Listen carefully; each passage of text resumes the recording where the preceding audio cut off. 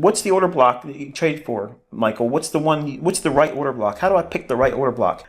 What is an order block? It's a change in the state of delivery. The algorithm changes its state of delivery. As soon as we get below this candle's open, the market starts delivering sell side, and then it breaks this swing low. So now we have changed gears internally.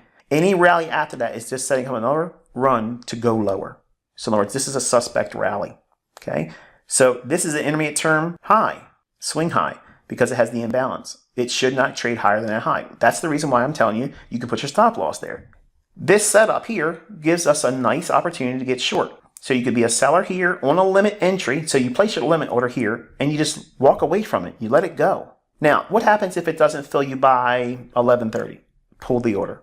It's it. Don't put a good till cancel.